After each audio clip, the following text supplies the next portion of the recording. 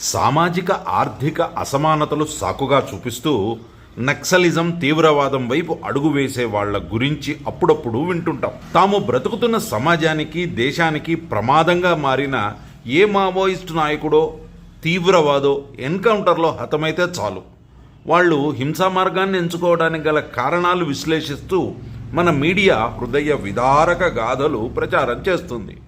అయితే సామాజిక ఆర్థిక అసమానతలను ఎదుర్కొంటూ కూడా ప్రతికూల పరిస్థితులకు ఏమాత్రం వెరవకుండా దేశం కోసం తమ ప్రాణాలు సైతం ఫణంగా పెట్టి తీవ్రవాదానికి వ్యతిరేకంగా పోరాడిన వారి గురించి తెలుసుకునే అవకాశం అరుదుగా వస్తుంది. అటువంటి ప్రయత్నమే అస్సాం గాథలు. ఈ పేరుతో సంవిత్ ప్రకాశన్ పబ్లికేషన్స్ అందిస్తున్న మరో అద్భుతమైన పుస్తకం.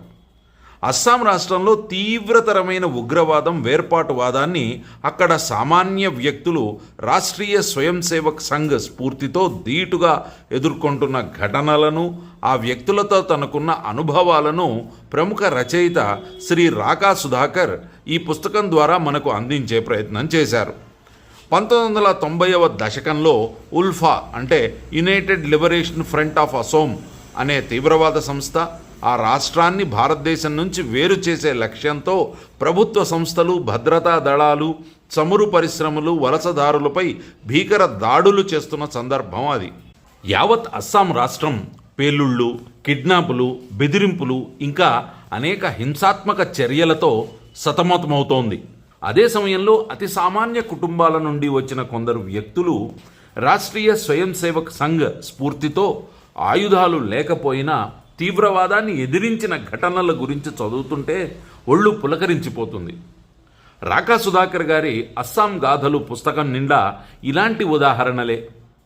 వారి సాహసోపేత కథలను రచయిత వివరించే విధానం ఈ పుస్తకానికి ప్రత్యేకంగా నిలుపుతుంది.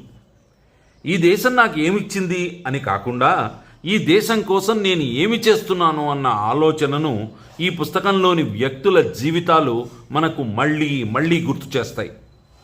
ఇక్కడ ఇచ్చిన హిందూ ఈ షాప్ వెబ్సైట్ ద్వారా పుస్తకాన్ని ఆన్లైన్లో కొనుగోలు చేయవచ్చు.